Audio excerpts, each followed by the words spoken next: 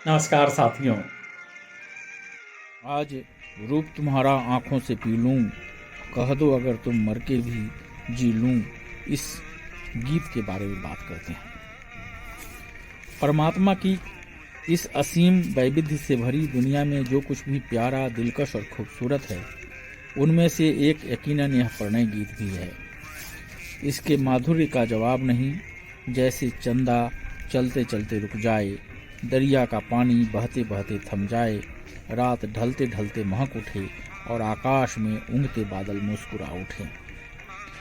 Hindi film संसार में अगर उत्तम 10 प्रेम गीत छांटे जाएं तो इसे सबसे ऊपर रखना होगा।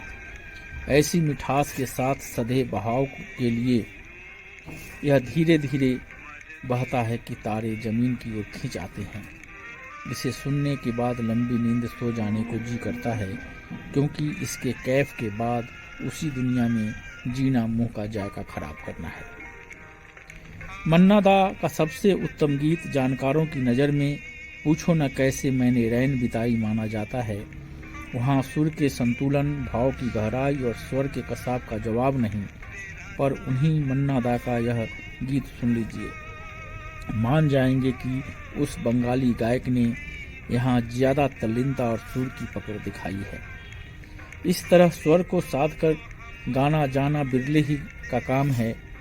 गीत इंदिवर ने लिखा था और धुन अजीत मर्चेंट ने बनाई थी। सन 1961 के साल का गीत है। विडंबना यह है कि मन्ना डे का यह महान गीत मारधार की सी ग्रेड फिल्म में आया था और पर्दे पर इसे कभी फिल्म इंडस्ट्री के सबसे अधिक शिक्षित, तलवारबाजी में माहिर और आखिर में पागल हो जाने वाले दक्षिण भारतीय अभिनेता रंजन के गाया था। जिस नायिका के रूप की शान में यह कसीदा उन्होंने पढ़ा था, उसका नाम ज्योति था और वह एक गुमनाम अभिनेत्री थी।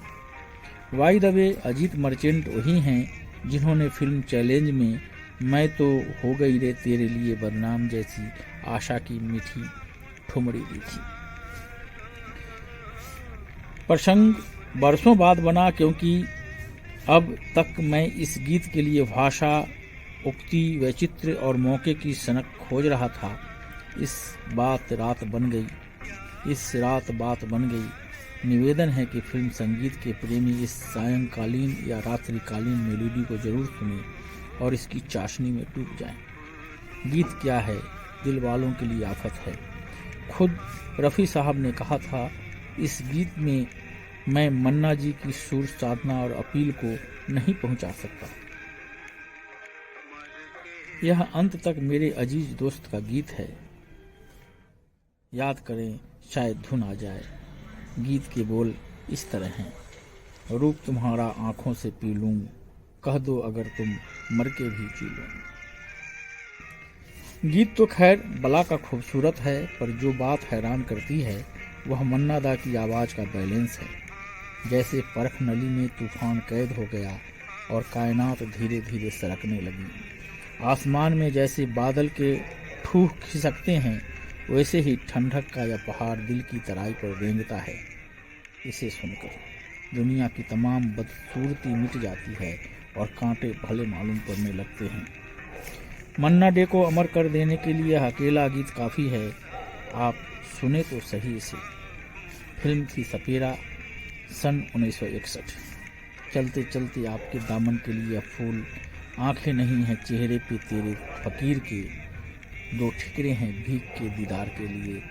तो दोस्तों, आज के लिए बस इतना ही। जल्द ही फिर मिलेंगे एक नए वीडियो के साथ। तब तक मुझे विदा दीजिए। और हाँ, अगर आपने अभी तक मेरे इस चैनल को सब्सक्राइब नहीं किया है तो सब्सक्राइब कीजिए, लाइक कीजिए। नमस्कार, जय हिंद, जय भारत।